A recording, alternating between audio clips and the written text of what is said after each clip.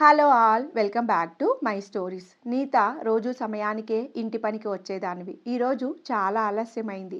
వస్తావో రావో తెలియదు. ఫోన్ చేస్తే ఎత్తవు. నీవైనా ఫోన్ చేసి చెప్పొచ్చుగా. చెప్పుదామనుకున్నాను అమ్మగారు, నా ఫోన్లో బ్యాలెన్స్ లేదమ్మా. అయినా నా ఫోన్ కాదమ్మా, అది మా ఆయన ఫోను. ఆయన పనికి పోతే చెప్పలేడు, ఇంట్లో ఉన్నప్పుడు చెప్తాడు. పని వాళ్ళతో పైసలిచ్చి తద్దినం పెట్టుకున్నట్లు ఆలస్యంగా వస్తుందేమో అని ఎదురు చూడడం, సమయానికి మించిపోయి ఇల్లు ఊడవకూడదు అనే సాంప్రదాయ పద్ధతి పాటిస్తూ పొద్దున్నే పాచి ఇల్లు ఊడ్చుకోవాలి. వంటకు అవసరమైన గిన్నెలు కొన్నైనా కడిగేసుకోవాలి. తీరా అంత పని చేసుకున్న తర్వాత మెల్లగా వస్తారు. బయట షాపింగ్కి వెళ్దాం అనుకున్నా తాళం చూసి మళ్ళీ రారు అని ఎదురు చూస్తూనే ఉండాలి. వచ్చిన వాళ్ళు మిగిలిన పని గబగబా చెయ్యరు. అమ్మ, మా ఇంటి ముందు పెద్ద గోల అయిందమ్మా, తలనొప్పి పట్టుకుంది, కొంచెం వేడి చాయ్ పోయిరమ్మా. లేదు అనలేం కదా, అప్పుడు చాయ్ చేసి పొయ్యాలి. చీపురు పట్టుకుంటారు కానీ కుర్చీల కింద ఊడవరు. వాళ్ళ వెనకే ఉండి కొంచెం వెనక్కి ముందుకు జరిపి ఉండవే అని చెప్పాలి. అప్పుడు ఊడుస్తుంది. ఇల్లు తడిబట్ట పెట్టు అంటే బకెట్లో అడుగున కొన్ని నీళ్లు పోసి పైపైన తుడుస్తూ అమ్మయ్య అయిపోయింది అని నీళ్లు పారబోస్తారు.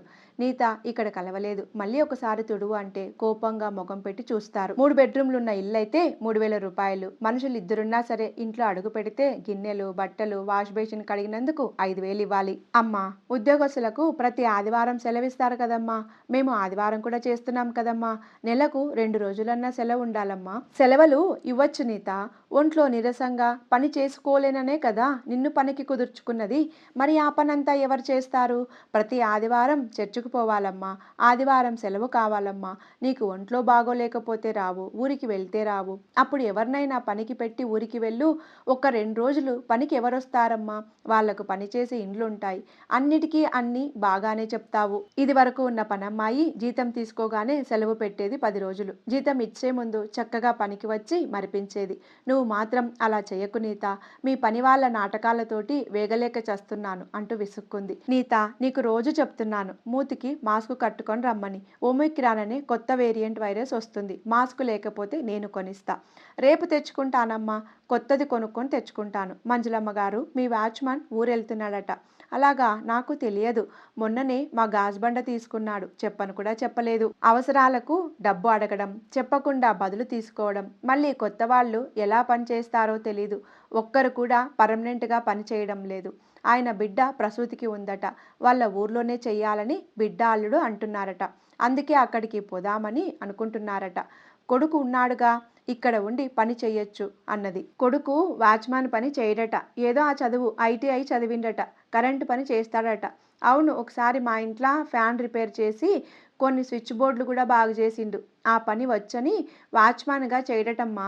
కొత్తగా కట్టిన అపార్ట్మెంట్స్లో పని బాగానే దొరుకుతుందట. వాచ్మెన్ కొడుకు కరెంటు పని చేస్తూ దూరంగా ఉండే అపార్ట్మెంట్స్లోని వాచ్మెన్గా చేసే ఆమె బిడ్డను ప్రేమించాడట. ఏడాది నుండి నడుస్తోంది వ్యవహారం. పెళ్లి చేసుకుంటే ఇద్దరు ఒకటైదురు కదా అన్నది మంజుల. తల్లి తండ్రి నీకు మంచి పిల్లని చూసి పెళ్లి చేస్తాం, ఆ పిల్లను విడిచేయు అని చిలక్కి చెప్పినట్టు చెప్పిండ్రమ్మా. అయినా వినలేదట. ఆ పిల్లకు తండ్రి లేడట, తల్లి ఉన్నది. ఆ ఇద్దరిని సాదుకుంటా అని ధైర్యం చెప్పినాడటమ్మా. వాడు బాగా తాగుతాడు. ఆ ఇద్దరిని ఏం సాదుతాడమ్మా? తండ్రి కూడా సారాయి తాగుతాడు. తానా బుక్క తౌడు లేదు, బిర్యానీ తినిపిస్తా. ఆ తల్లి వీడు తాగుబోతని బిడ్డనియనంటింది.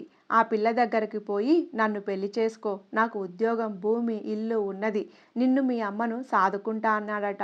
మగదిక్కులేని సంసారం, మీకు అండగా ఉంటా. నా అంత బుద్ధిమంతుడు నీకు దొరకడు. మా అమ్మా నాన్న నిన్నొక మంచి బిడ్డలా చూసుకుంటారు.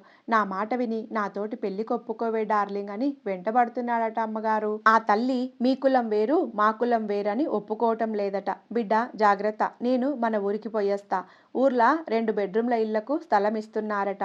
ఏ ఆధారం లేని వాళ్ళం. వచ్చిన అవకాశాన్ని పోగొట్టుకోవద్దు కదా.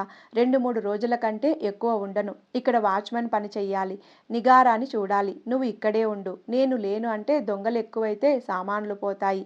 నేను ఒక్కదాన్నే ఉండనమ్మా, భయం అవుతాది అన్నది. చుట్టుపక్కల మన పెద్దయ్య కొడుకు కోడలు పిల్లలున్నారు కదనే, ఇంకా భయం దేనికి? నీకేదైనా జరిగితే వాళ్ళకి చెప్పు.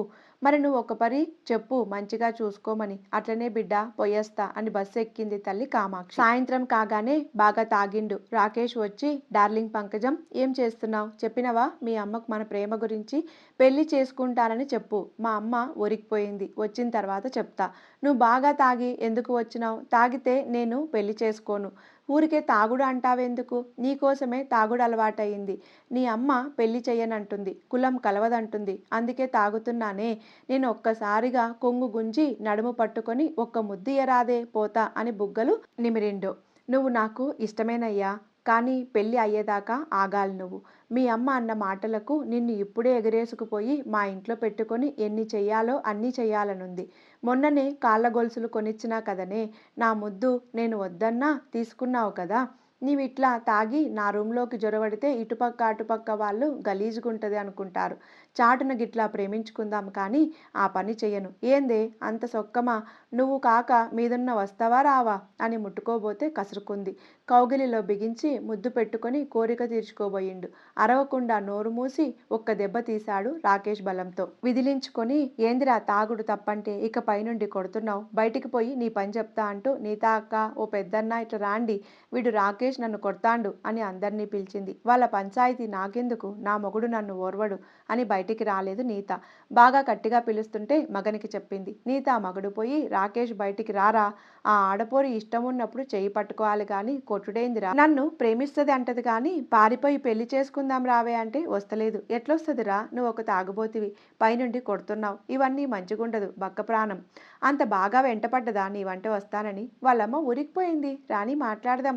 కొట్లాట పంచాయితీ వినిపడి పక్కన రాకేష్ బావ బయటికి వచ్చి ఏందిరా బామర్ది బాగా తాగి ఆ పోరి వెంబడి పడుతున్నావా అంటూ విపు మీద 4 దెబ్బలు వేయగానే పంకజాక్షిని వదిలిపెట్టి పారిపోయినాడు రాకేష్. ఊరికిపోయిన కామాక్షి ఇంటికి వచ్చిన తర్వాత ఇరుగు పొరుగు వాళ్ళందరూ నీకు బుద్ధి లేదా? ఈడొచ్చిన బిడ్డను ఒక్కదాన్ని వదిలిపెట్టిపోయినావు. 24 గంటలు నీ బిడ్డకు కావలి ఎవరుంటారు? అది రాకేష్ను ప్రేమించిందట. వాడు అప్పుడప్పుడు వస్తున్నాడు, గుంజుతుండు, కొడుతుండు. అట్లా వదిలిపెట్టి పోవద్దు ఈసారి. వెంబడి తీసుకొని పో. నీ బిడ్డ నీకు బొరువా అని మందలించిండ్రు. నా బిడ్డ మంచిదే. వాడే మాయమాటలు చెప్పి మోసం చేస్తున్నాడు. పచ్చి తాగుబోతు. నా బిడ్డను చక్కగా చూసుకుంటాడని నమ్మకం లేదు. మా కులం వేరు, వాళ్ళ కులం వేరు. నేను పెళ్లి చెయ్యను. నా బిడ్డకు మా కులంలోనే సంబంధం చూసుకుంటున్నా. నువ్వు నీ బిడ్డ బానే ఉన్నారు. ఇంటి చుట్టూ ఉన్న మా పిల్లలు చూసి నేర్చుకుంటారు అని చెడమడ తిట్టిండ్రు. ఆ చుట్టుపక్కల వాళ్ళందరూ చిదిరించుకోవడం తల్లి బిడ్డలను మానసికంగా కృంగదీసింది. పంకజం వీటన్నిటిని మరచిపోవడానికి నర్సు ట్రైనింగ్లో పరీక్ష పాస్ అయి నర్సు ఉద్యోగం సంపాదించుకుంది. చూసిన వాళ్ళందరూ మెచ్చుకున్నారు. ఒకరోజు 2 వీలర్ డ్రైవ్ చేస్తూ రాకేష్ బండి మీద నుంచి పడి కాలు ఫ్రాక్చర్ అయి హాస్పిటల్లో జాయిన్ అయ్యాడు. అదే హాస్పిటల్లో పనిచేస్తున్న పంకజం చూసి చూడనట్లు వెళ్తుంటే చెయ్యి పట్టుకున్నాడు. ఇంకా నీకు బుద్ధి మారలేదా? నేను నిన్ను పెళ్లి చేసుకోను అని చెప్పినా వినకుండా ఎందుకు వెంటబడతావు అని హెచ్చరించింది. కొన్ని రోజుల తర్వాత ఇంటికి వచ్చిన రాకేష్ను చూచి తన ఇంటి నుండి వెళ్ళిపోయి బయట చెట్టు కింద కొందరు మనుషులున్న గుంపులో కూర్చుంది. అలా ప్రతిసారి చేసింది. అప్పుడు తెలిసింది తాగుడు పూర్తిగా మానితే గాని పంకజం నన్ను పెళ్లి చేసుకుంటుందని.